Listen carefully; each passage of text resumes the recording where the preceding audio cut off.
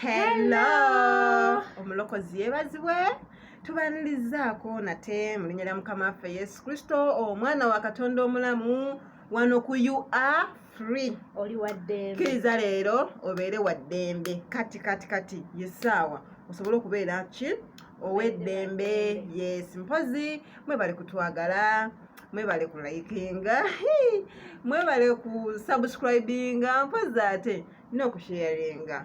Bwe nomala okalaba noga sijja kasigaza nzekka, sijja byegamba byesigaliza akambe kati omulala gwenkola ki gwembyagaliza n'okwongerayo ate n'oyo gwokasharingidde naye bambi please mutugambe naye akole ki akongereyo. Waliwo ababyetaaga naye nga tebalina bwe bakola ki bwe babijja. So Mukama Katonda akutuweera omukisa ng'obyongerayo nga wakati ng'oyiganga te nange njiga kigambo kya Katonda kitala kisala eruyi n'eruyi, kinsala nawe nekikusala ate nekisala ne mukwano gwaffe oyo gwoba okasharingidde.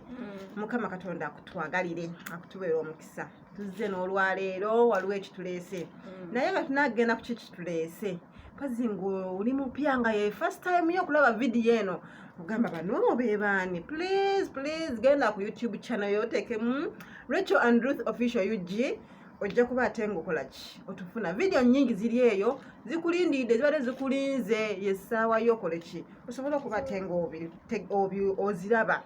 Mbazi nze nganze personal 0702163817 wamu ne 0704831705. Tuzze twogera ku bintu bingi ebyenjawulo, tubyogedde era nga wonogendayo eyo n'obiraba. Mukama Katonda ajja kutuweera omukisa naye n'olwayo waliwo ekyenjawulo ekituleese tetukiteekako nno mutima, tetukirowoozaako. Ffe tulowooza twalokoka kyaggwa bweba nga walokoka, haleluya. Naye tulowooza nti ffe naye tuli mu kisa, Kristo yafa, tuli mu kisa, yatufiiririra kyaggwa twawumula. Muganda wange nedda, olugendo ono luwanvu lwe twatandika lunene nnyo. Tuzze okwogera ku kimpozi ku mbala ya Kristo, embala ya Katonda, God is nature. Osobola okugintroducinga netweyongerayo. Yesu omulokozi yebazibwe. Amiina.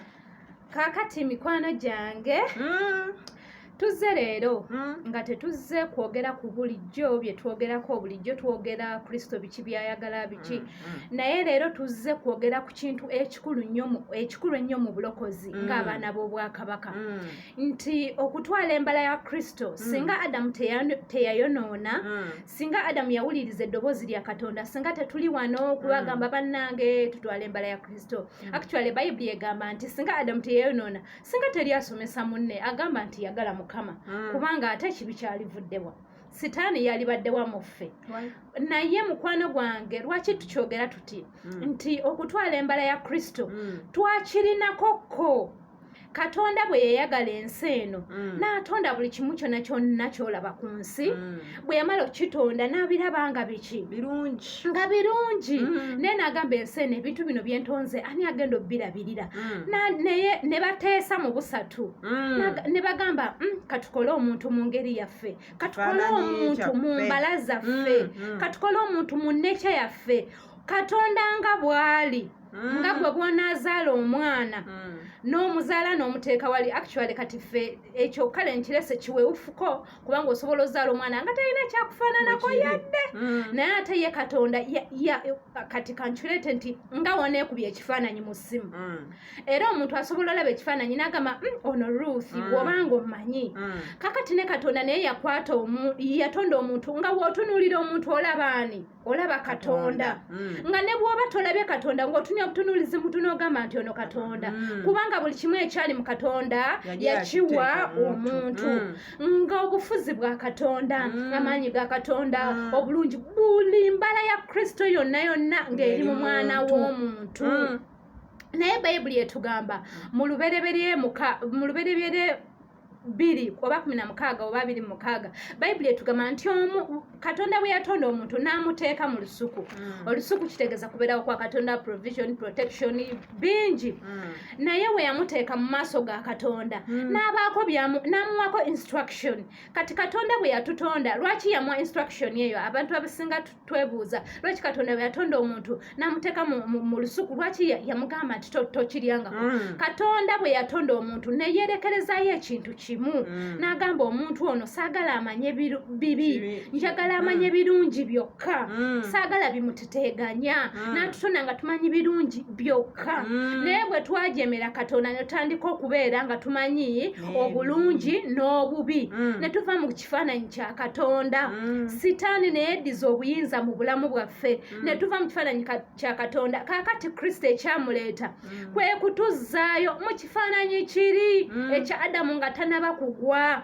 kyova olaba kati saa zino adamu we yamala okugwa emirembe gyonna gyonna nezijja nga gibeerawo nga gyonoona omukitaawo bajjajja baffe mwe baaviiramu jjajjange mwe yaviiramu taata wange n'ayingiramu taata wange we yayingiramu n'anzaala bwe yanzaala kati nina twala embala ye kubanga yeyanzaala kubanga naye yamuzaala naye bwato kati ne tugenda nga tubeera n'ambala z'abannyaffe nga tubeera n'ambala z'abakitaffe ez'okuyomba ez'obusungu ez'amalala ez'obwenzi ez'ekiruyi ez'embala z'abajjajjaffe ez'embala za sitaani okuviira ddala mu lubereberye luli bwe twafiirwa embala ya katonda kati kristo yajja atuzzeeyo oluli mikwano gyange kristo agenda kudda okunona ekkanisa etaliko bbala newankubadde olufunyiro tetugamba nti nno nfunyiro zino enkanyanya tugamba ekkanisa eyadda mu kifaananyi kya katonda mukwano gwange kristo tagenda kudda kunona mulokole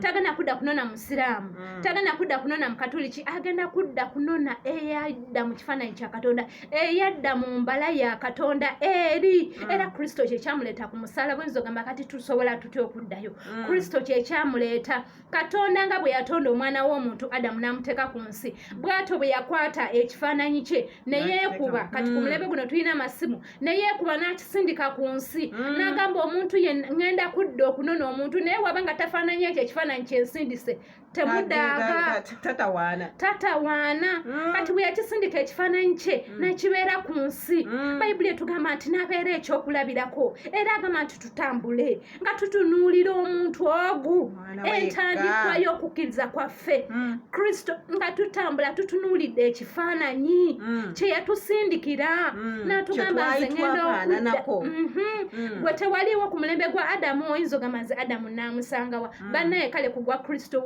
wooli gwe adamu wa leero olina okuddayo mu kifaananyi kya katonda kakati tugenda somako mu baruumi nyinza okuba nga njogedde nnyo n'ogamba byoyogera obijjawa Romans 8 29 Romans chapter 8 verse 29 agambye kubanga abo bonna beyamanya edda era yabaawula dda okufaananyizibwa n'engeri y'omwana we abeerenga omubereberye mu booluganda abangi naye tukomaawo bayibuli etugambye nti bwe yatumanya bwe yatwawula edda kakati mukwano gwange gwe yalokoka bayibuli egambye nti yakwawula naye wali oweebuuzizaako lwaki nalokoka bannange nga wabuuzizza omuntu nti lwaki nalokoka bayinza okuwa ansi ez'enjawulo nze nalokoka tulina engeri nyi tulina egundi bingi ebyatweta mu bulokozi naye katonda kiki ebyo byaffe yesu bye byatweta mu bulokozi naye katonda ki okuddira essimu neyeekuya ekifaananyi n'akisindikira omuntu n'akisindika ku nsi kuno n'agamba bannaye atafaanananga ekyo tadaaga kuyingira bwakabaka bwa katonda n'agamba kati ffe be yalokola n'agamba be yamanya edda be yayawulako okutujja mu busiraamu okutujja mu bukatuliki n'atwawulako okutujjayo mu nsi n'atwawulako nga ki kyatwawulako okwefaananiriza omwana we okwefaananiza ekifaananyi kyeyasindika ku nsi okutujja bannange ate nobeera nga yakujja mu kika kyo n'osigala ng'okyalina embala z'ab'ekika kyo n'obeera nga yakujja mu gundi mu nsi yo bayibuli egamba nti katonda n'agamba adamu va mu nsi yannyo Adamu n'akwata obuntu bwe obutonotono bwe yali alina n'agenda n'aleka ensi y'abenzi n'aleka ensi ya kitaawe yali bayibuli egamba nti Tera yali musamize n'aleka bakatonda ba kitaawe n'ajja n'atandika obulamu bupya Katonda n'amweyawulirako. Kati naffe mukwano gwaffe tuyinza okuba nga mu famire yo gwasooka okulokoka Katonda n'akwawulako naye wali webuzaako ki ekyakuleeta okulokoka. Lwaki yakwawulako? Kwetwalira mbala ye, kudda mu kifaananyi kiri Katonda kyayagala kyagenda okudda okunona ekkanisa etaliko bbala newankubadde olufunyiro ngezzeeyo mu kifaananyi kya Katonda ng'efaananye Kristo. Weewaawo lwaki twayawulibwa wayawulibwa mu baganda bo, wayawulibwa mu famire yo, mu mikwano gyo, twagireka noyawulibwa mu ddiini, ennono ez'ekika ezo zonna ne tuyawulibwayo ne tuleetebwa. Lwaki? Kubanga ekigendererwa kya Katonda yali ayagala tuddeyo mu kifaananyi kye kiri eri sitaffe kyayogeddeko mu lubereberye. Haleluya. Tugenda kusomako mu Isaaya 45, Isaiah chapter 45 25 atugambye agamba nti mutunuulire nze mulokoke mwe mwenna enkomerereze ensi kubanga nze Katonda so tewali mulala. Haleluya. Baana ba Katonda, nze bifo nga sinnalokoka nalina bye nali ntambuliramu. Baana ba Katonda, gwe ali eyo oyinza okuba nga tonna bakulokoka naye kati kanjogeno yalokose. Wayina gye wali otambuliramu, wayina gye wali okola, nawe yonna tannalokoka. Oyina essaawa zino by'otambuliramu. Bw'oba oli awo olumu tomanyi nti kibi, oba oli awo oba tomanyi nti kwegamba kikontana n'ekye lwaki kye twogeddeko, lwaki watondebwa, lwaki walokoka, lwaki tuba twajja ku nsi kuno eno. Baana ba Katonda agambye nti mutunuulire nze mulokoke. Tetutunuulira abaana ba Katonda, baana b'abantu. Tulina ebintu bye tuba tutambuliddemu naye tubanga tulokose tusigale nga tutunuulidde ekifaananyi kya Katonda ekyo kye yatutonderamu. Tuddeyo mu mbala eyo. Haleluya. Nti Yesu Katonda yasindika omwana we omu yekka gwe yayina. Tutunuulire oyo, tulabireko, tuleme okuddayo eri mu nsi gye tuba tutambulira. Otubanga twalokoka tutegeera nti nno tuzze mu bulokole, tutegeere kiki kye tulina okukola wakati nga tuli mu bulokole. Tulina kutunuulira Mukama Katonda. Katonda yatwagala bannange. Katonda atwagala era akwagala, akyatwagala era asigala atwagala. Naye singa tuva kwegamba mu bigwendererwa bye, naye agamba ono bannange naye omalika naye akyawa omuntu atakula. Oyinza okuba nga wali eyo naye n'olokoka. Kati oli awo mwaka gumu omwana wo nga takula bikutama, myaka 2 okyali kunywanto, akanywanto ne kafuuka akanywanto. Bannange bwe baba nga akutte ekikopo bakunywesa bunywesa. Kati ogenda kwenywesa ddi? Kuba Katonda yatusuubira okuva ku stage ey'okwavula, stage ey'okutuula obutuuzi, stage ey'okwekula obwekuluzi, tutuuke ku stage okuba nga ffe twetakulira, nga ffe tutambula okufuna ekyo kitukola ekyo kye tuba twetaaga. Kati tulina okufaayo okutwala omutango nti tutunuulira Katonda, ekyo ekifaananyi kye kye yasindika kye tuba tutambuliramu. Tuleke binene ebyensi bitwali tutambuliramu. Haleluya. Tuyasomako mu Matayo 5. So baana ba Katonda Mukama yo 5 Matthew chapter 5 verse 44. Baana ba Katonda Mukama yo najja abatujje bannange yatwawula, tuli banjawulo. Egamba nti naye nange mbagamba nti mwagalenga abalabe bammwe, musabirenga ababayigganya. Mulyoke mubeerenga abaana ba Katonda, abaana ba kitammwe ali mu ggulu. Kubanga enjuba ye ajaakiza ababi n'abalungi, abatonnyeseza enkuba, abatuukirivu n'abatali batuukirivu. Haleluya. Embala ya Katonda gye tutunuulidde. Kristo wabanga ayagala buli muntu ng'atunuulira omwonoonyi n'amutonnyesa enkuba, n'atunuulira omutuukirivu n'amutonnyesa enkuba, kitegeeza embala eyo erimu gy'alina kwegamba etasosola. Tetulina kusosola baana ba Katonda, tutwale eyo embala ya Katonda Kristo gy'ayagala tukole ki? tubeere nayo. Haleluya. So kongerezako kakati waliwo Rachel statement gyakonyeeko n'agamba nti Katonda akyawa omuntu atakula. Mukwano gwange Pawulo naye lumu yawulira obusungu n'asanga ekkanisa y'Abakoliso oba kino Bakoliso awo ekisooka 10 Abakoliso ekisooka awo 3 ng'agamba naye bannaye mwabaaki. Nze nali manyi nti n'amata mwagavaako ng'abalese okumala emyaka 3 naye nga bakyali ku mata. Kakati mukwano gwange Kristo abeera eyo n'agamba naye kumutendera kubanga Ruth lyalokokedde singa obwenzi yabuleka dda. Singa awo at least ayiseewo singa kweyo step ayiseewo naye ate nandaba nga ate nkyaguluba nakyo bannaye Katonda kimutama bannange kimutama nga Katonda kyasuubira si kye tuli. Bayibuli etugamba mu Befeso Ephesians chapter what? Mu Befeso 4:12 bannanga omuntu atakula atama Katonda bwe yatuyita ng'abaana abato n'agamba nti abaana bato mubaleke bajje gye ndi kubanga obwakabaka bwa Katonda bwe bwabwe. Naye mukwano gwange batugamba mujje gye ndi mwenna abakooyera bazitoweredwa mujje nga bwe muli tujja naye tatukkiriza kusigala nga bwe twajja. Atusuubira okukyuka atusuubira okukula mpola naye atwagala tukule mpaka ddi. Abefeso 4:12. Oyinza okubeerawo n'olowooza by the way ekyo ekintu twakyogerako obuto mu mwoyo twakyogerako vidiyo zaffe ziri eyo era osobola ogendayo nokyekingako twayogera okulootya mwoyo obuto mu mwoyo twakyogerako. Bayibuli egambye Ephesians chapter 4 verse 12 agambye olw'okuteekateeka abatukuvu olw'omulimu ogw'okuweereza n'olw'okuzimba omubiri gwa Kristo. 13 okutuusa lwe tulituukirira ffenna mu bumu obw'okukkiriza obw'okutegeera omwana wa Katonda lwe lulituuka okuba omuntu omukulu okutuuka mu kigera eky'obukulu obw'okukkiriza obw'okutuukirira kwa Kristo. Kakati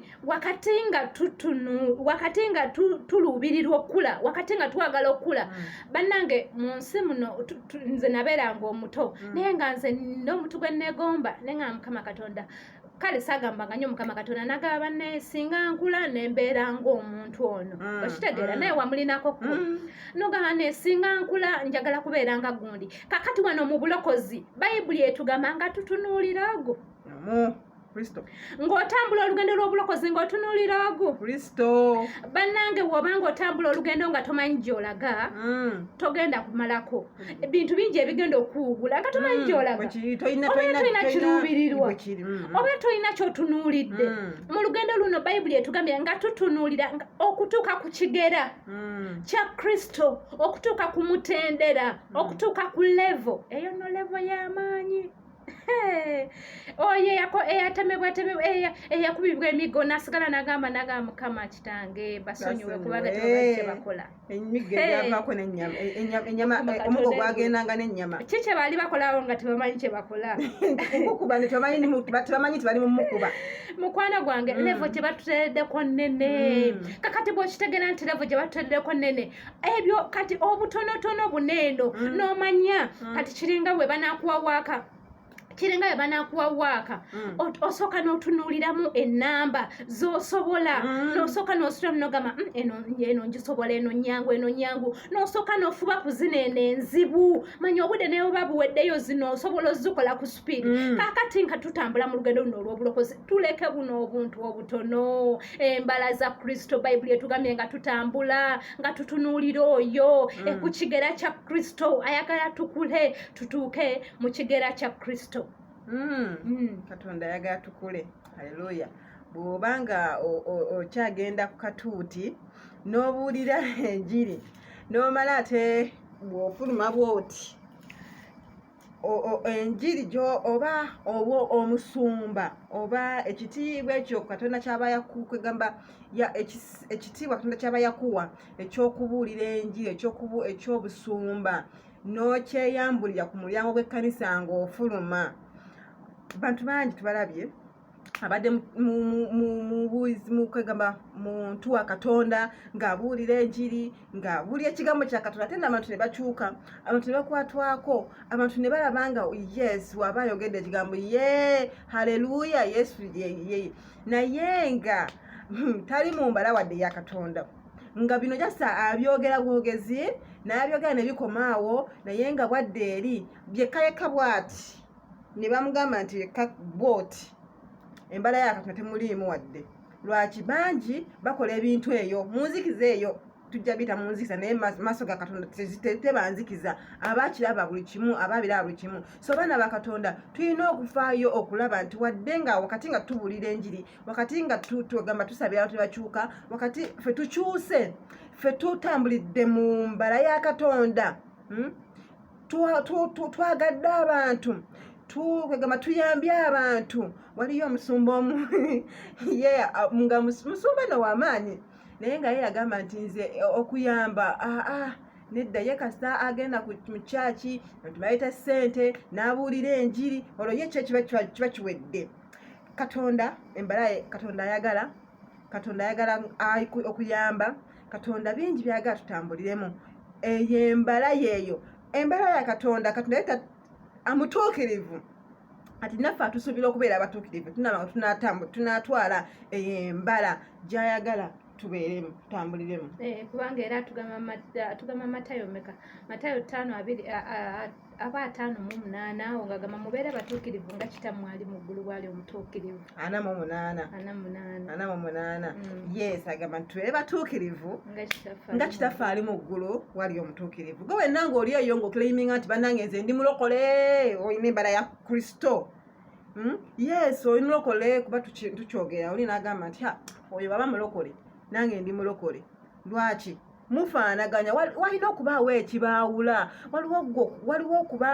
olina okuba nga gw'olina embala ya Kristo ng'oli waaba akutunuulidde tasaagamba nti oyo waba mulokole ye nno nga si mulokole nga byakola nga ate nawe byokola kitegeeza waliwo question mark eyo si mbala ya Katonda gy'otambuliramu otambulira mu mbala y'abantu nze nina embala yange nawe olina embala yo ne Ruth alina embala ye naye ku mulundi guno eno twagala tutunuulira embala ya Katonda sisse ey'abantu bangi twaganya okwefaananyiriza abantu n'ogamba gundi oyo bw'aba akola kino eno nange mpulira njagala nkikole lwaki olw'okuba alina ali famous ayagalibwa abantu naye nga Bayibuli etugambye tutambule nga tutunuulidde Kristo kyokka ffe munnange twalibuddeko tutunuulidde basumba nagamba omusumba oyo olaba oyo omusumba kuba mukazi we kati nze ate atali musumba yasobola okikola soka ofumitirizamu ye Kristo asobola okikola kati baana ba Katonda tuve ku baana b'abantu tuleke embala zaffe yes tuzirina naye tusabe Katonda kwegamba azitugjemu azitwawule azitwambule tumukabire atuwe embala ye atwambaze embala eyeyo embala ya Kristo tufaanane nga Kristo gwe yatusindikira gwe yagamba nti genda bakufaanane bana tufaanana Kristo tufaanana oyo gwe batuwa okufaanana tufaanana ekifaananyi ekyo kifaananyi kya Katonda ye Kristo tukifaanana so tujja kukola vidiyo eddako tufaanana tutya Kristo embala za Kristo zeziriwa tetusobola zimalayo naye Kristo tusobola okugirako entonotono ne weeyongerayo ng'omwoyo mutukuvu bw'ayongera kubanga tetusobola zeebaza ffekka nga tetusobola zeebaza ffekka waliyo asobola otuyambako so mu byonna Mukama abatwagalire tubagala nnyo mwenna mu linnya lya Mukama waffe Yesu omwana wa Katonda omulamu gwe wenna tosobola kubalambala nga Bayibuli bwetugambye mu Romans 8:29 ne tugamba nti we yatwawula okubeera abatwazi b'embala ya Kristo kakati naawe kkiriza leero naawe bakwawule awo olyoka oyingire mu lugendo olw'okubeera abatwazi b'embala ya Kristo otwegatteko tetuluubirirwa era tetulwanirira si byangu naye Katonda asobola naffe tukyalwana bannange kutwala embala tukyalwana buno bwogera ki we butuukirivu nedda tetunaba ogamba nti banayinze ntukidde tukyalwana so kkiriza leero naffe tule Kristo omukkirize naye oyingire mu lugendo gamba nti ayi Yesu olunaku olwaleero mpulidde ekigambo kyo nzikiriza n'omutima gwange era njatula n'akamwa kange ndokose gy'amannya gange mu kitabo ky'okufa ogawandiike mu kitabo ky'obulamu waliwo oyita abalonde bo beera omu kwabo kwebaza Yesu kubanga ondokodde. Amiina. Katonda omuyinza w'ebintu byonna taata tukwebaza olw'ekigambo kino omwoyo omutukuvu tukukoowoola jangu gwe wekka asobola otubaza embala za Kristo gwe wekka asobola okutubuulira Katonda by'ayagala tubeere tukwaniriza eri obulamu bwaffe Bayibuli egamba nti wetulokoka tuweebwa ekirabo ekyo omwoyo omutukuvu jangu otambule wamu naffe otusobozesa okutuuka ku kigera kya Kristo mu linnya lya Yesu Kristo omwana wa Katonda omulamu. Amiina.